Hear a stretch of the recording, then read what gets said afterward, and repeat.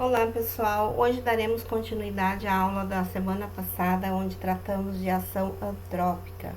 A habilidade que iremos trabalhar é identificar, contextualizar e criticar tipologias evolutivas, populações nômades e sedentárias, entre outras, e oposições dicotômicas, que é cidade-campo, cultura-natureza, civilizados bárbaros, razão, emoção, material, virtual, explicitando suas ambiguidades.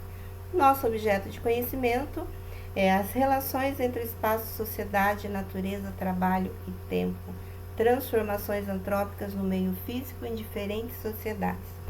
Então aqui nós temos uma imagem, uma fotografia de lobos marinhos vivendo numa área urbana, Essa cidade é a cidade de Puerto Montt, no Chile, e nós temos aqui uma espécie de porto, E onde chegam os pescadores com os peixes, eles limpam os peixes nessa área, e nessa área os lobos marinhos eles vêm em busca dos restos de peixe dos pescadores. Então, a pergunta é: vocês acham que há uma ação antrópica nesse lugar? Vocês acham que há uma invasão dos lobos marinhos na área urbana? Ou isso é decorrente de uma ação antrópica, da ação do homem? O homem é que construiu no lugar do habitat, aí do lobo marinho. Então eu deixo essa imagem para que vocês reflitam e exponham a reflexão de vocês, tá?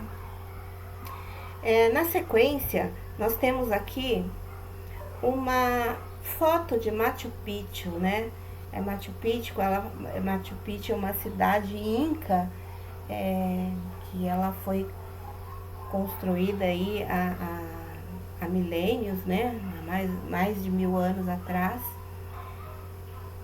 E os incas, eles construíram essa cidade em cima de uma montanha de mais de 2000 metros de altitude, tá?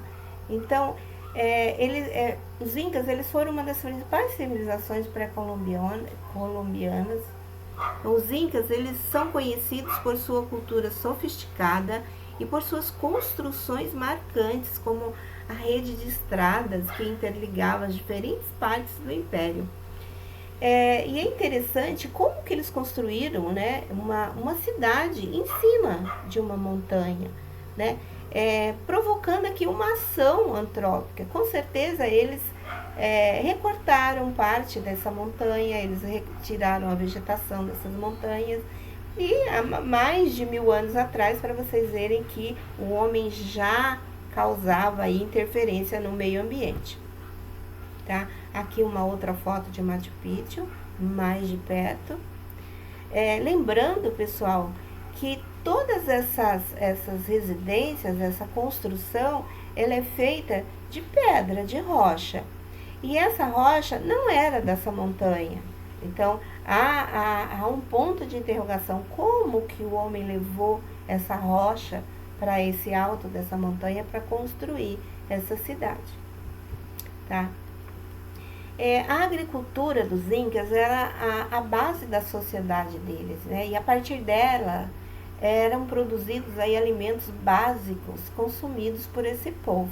Então, o milho, a batata eram a base da alimentação deles, dos incas, Mas outros itens agrícolas também eram produzidos em grande quantidade, como a quinoa e pimenta. E para isso eles usavam um sistema de irrigação. Como que era esse sistema? Eles recortavam, e construíam canaletas para onde ocorresse o degelo e ia direto para as águas, para as áreas onde eles plantavam os produtos agrícolas, E essa produção agrícola, dos incas, elas eram realizadas por meio de uma técnica conhecida como curva de nível, que é o que vocês estão vendo aqui nessa imagem. Então, eles recortavam, por exemplo, aqui está sem recorte, eles recortavam toda a montanha, e ficava dessa forma aqui. Eles iam criando uma espécie de aterros, para poder reter a água aqui, para irrigação, para irrigar esses produtos, tá? Então, Essa técnica é uma técnica utilizada em solos muito inclinados e ela garante aí um melhor aproveitamento de terra e além de evitar que escorra, né, que ocorra um escoamento de água tão repentino, né, e provocando erosão. Porque se deixasse assim, não dava para plantar e toda a água que corria levava solo para baixo, provocando erosão. Então, os incas, eles foram também, né, conforme eles foram produzindo seus alimentos, eles foram provocando ações antrópicas nessa região, nessa área produzida, né? Aqui nós temos um outro exemplo, ó, de os terraços, eles eram chamados de terraços, essas curvas de níveis. Tá? Então, eles faziam isso para plantar. E geralmente eles escolhiam os lugares bem mais altos para poder construir suas cidades, que era para poder avistar, para ter uma vista grande para a proteção até, né, dos inimigos que chegavam. E aqui mesmo eles plantavam. Tá? Nós temos uma outra imagem mostrando aqui também, onde eram feitos plantios. Se não me engano, era feito plantio de batatas nessa área. Tá? Eles tinham centenas de qualidades de batata e de milho também. Então, vamos para uma outra. Essa daqui é uma cidade também no Peru. É um lugar chamado Coelap, né? Não foi feito pelos incas. Foi feito por uma civilização muito anterior aos incas. Pouco se conhece sobre essa civilização, que anteriormente aos incas eles já provocavam ação antrópica no local.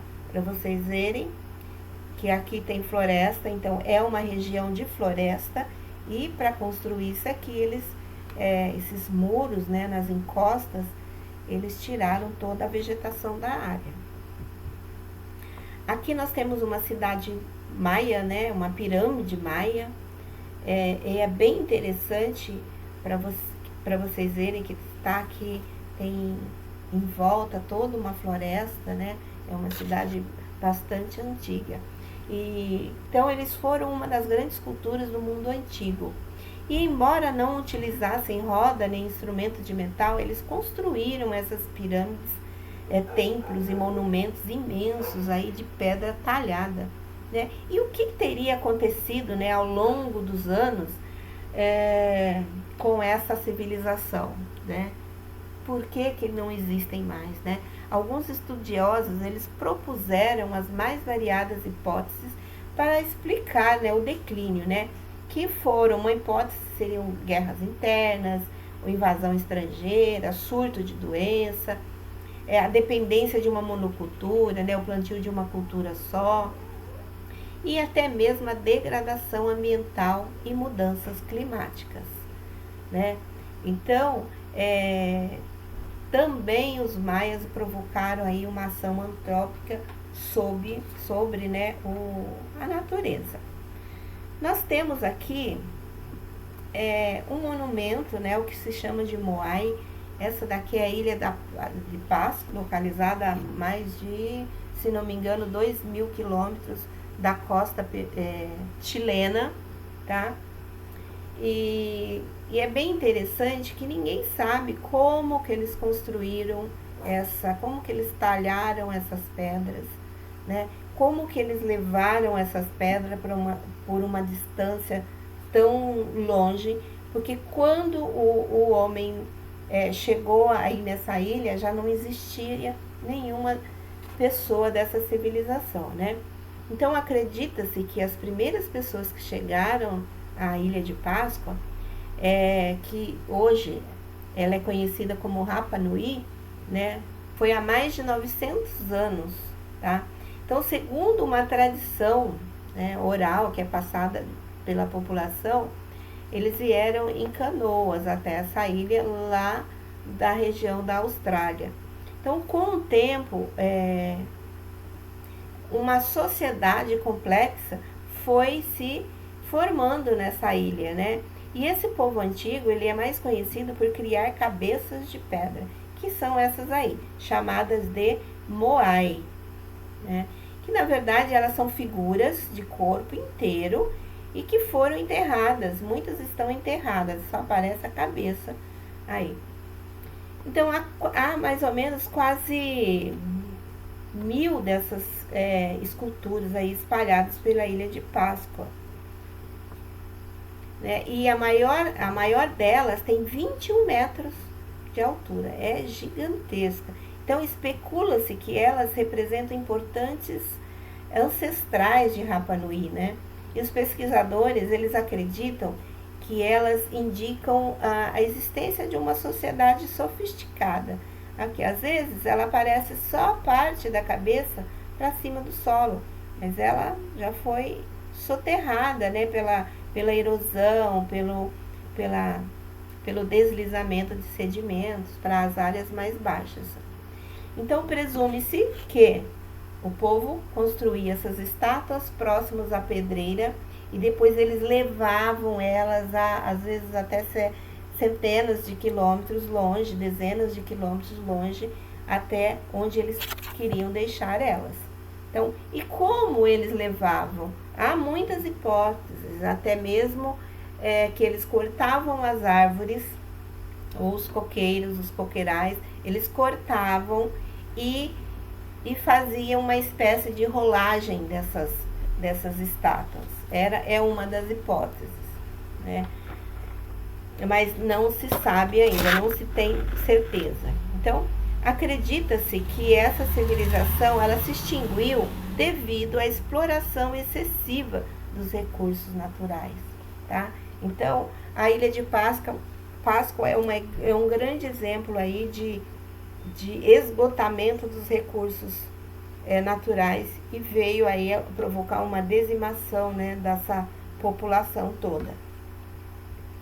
Nós temos aqui a Capadócia, né? A Capadócia fica na Turquia. Ela aqui é uma região histórica da Turquia, né? Chamada de Anatólia Central. A região é Anatólia Central na Turquia. E a cidade Capadócia. Se vocês perceberem, eles construíram casas escavando as rochas, né? Essa Capadócia, ela situa-se no encontro de duas placas tectônicas, né? E no passado, entre 30 e 60 milhões de anos, formou-se nessa região uma série de vulcões e provocaram enxurradas de cinzas e lavas, né, vulcânicas por toda a região. Então, com o passar do tempo, a influência dos ventos e rios provocou uma erosão nessas rochas, deixando ela exposta, né, e formações rochosas de diferentes formatos aí, tá? Então, essas rochas formadas por cinzas, elas facilitaram aí com que as pessoas escavassem e construíssem casas. Então, pessoal, como vocês puderam ver, o homem, ele vem provocando alterações no meio ambiente desde as antigas civilizações até a atualidade. Conforme ele necessita fazer algumas ações para a sua sobrevivência, seja ela morar, seja ela construir estradas, seja ela plantar para sua alimentação, ele sempre provoca alguma ação, certo? E hoje nós encontramos, e a gente vê nos noticiários, vários desastres ambientais causados pelo homem, né? Conforme nós nos evoluímos tecnicamente, né, a gente acaba provocando maiores desastres ambientais. Então, frequentemente, o homem ele é responsável por causar danos ao meio ambiente. Danos esses que não atingem apenas plantas e animais, causando impacto negativo na água, no solo e no ar, né? Quando realizamos uma atividade, nós estamos cientes de que ela pode trazer impacto negativo ao meio ambiente, né? E por isso que medidas de prevenção de acidentes, elas são necessárias, né? O problema ocorre quando essas medidas falham. Então, sempre que nós formos fazer alguma ação ou que alguma empresa for fazer alguma ação, ela tem que ter medidas, né? Ela tem que ter medidas de prevenção para que futuramente aquilo não possa provocar um desastre ambiental. Então, nós temos aqui uma imagem do desastre ambiental que ocorreu em Minas Gerais, com uma barragem da mineradora, né, que estava ali extraindo minério. E esta barragem, ela foi construída para segurar os dejetos, né, dessa mineração, e ela rompeu, então provocando aí um desastre ambiental e social naquela região. Nós temos aqui também na mesma região casas que foram soterradas por esse desastre, né, provocado pelo homem. Aqui a mesma situação, né, onde foi arrastado residências, arrastado pessoas que até hoje não encontraram, inclusive, alguns corpos. Nós temos também as queimadas, né, o homem constantemente provocando queimadas e muitas vezes consciente, né, de que está fazendo um mal ao meio ambiente. Nós temos aqui uma outra ação antrópica, né, que provoca um desastre natural, que é o deslizamento, né, construção nas encostas, que não é um local apropriado para construir, porque a partir do momento que você escava um local para você construir uma casa e essa casa está numa encosta, futuramente vai ocorrer um deslizamento, tá? Então, isso daqui é uma ação antrópica muito séria que pode provocar um desastre contra a própria vida das pessoas, tá? A partir do momento que o homem desmata uma encosta e recorta ela para construir as suas casas sem medidas, né, de prevenção, consequentemente é isso que vai acontecer, deslizamento. Sem vegetação aqui em cima, a água da chuva vai infiltrando e vai umedecendo toda essa área, que com o passar do tempo ela desliza, tá? Aqui nós temos um outro exemplo de deslizamento, a área urbana sendo construída de maneira irregular. Aqui também um outro exemplo de deslizamento, né? Para vocês verem que tem vegetação aqui, provavelmente tinha uma vegetação aqui, mas nessa região, em cima, no topo do morro, tinha construção, tá? Tinha um desmatamento lá em cima. Aqui a mesma coisa, ó, a construção lá em cima foi fazendo com que esse solo fosse mais suscetível à infiltração. Essa área aqui, provavelmente, futuramente vai se infiltrando e vai pesando, e essa área aqui vai abaixo também. E é isso, pessoal, essa foi a aula de hoje, eu espero que vocês tenham gostado, e a partir de agora nós vamos para as nossas atividades.